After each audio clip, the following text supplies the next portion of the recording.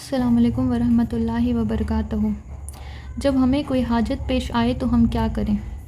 حدیث کے الفاظ ہیں، حضرت عبداللہ ابن ابی اوف رضی اللہ عنہ سے روایت کرتے ہیں کہ رسول اللہ صلی اللہ علیہ وسلم نے ارشاد فرمایا کہ جس کو اللہ تعالیٰ سے کوئی ضرورت پیش آئے یا کسی بندے سے کوئی حاجت ہو تو وہ وضو کرے اور اچھی طرح وضو کرے، یعنی وضو کو خوبصورت بنائے، پھر 2 رکعت نماز ادا کرے، پھر اللہ تعالیٰ کی حمد و ثنا بیان کرے اور درود شریف پڑھے، پھر یہ دعا پڑھے: لا الہ الا اللہ الحلیم الکریم، سبحان اللہ رب العرش العظیم، الحمد للہ رب العالمین، اللہم انی اسألک مجیبات رحمتک وعزائم مغفرتک والغنیمۃ من کل بر والسلامۃ من کل اسم، لا تدع لی ذنبا الا غفرتہ ولا ہما الا فرجتہ ولا حاجۃ ہی لک ردا الا قضیتہا یا ارحم الراحمین۔ اس دعا کو پڑھ کے پھر اللہ تعالیٰ سے جو بھی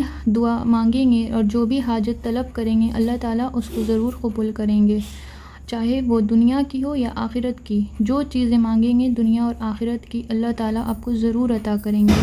اسی لیے دوسروں کے آگے ہاتھ پھیلانے سے پہلے اللہ تعالیٰ سے مانگ لیں، اللہ تعالیٰ بے شک آپ کو ہر چیز عطا کرنے پہ قادر ہے۔ جزاک اللہ خیر۔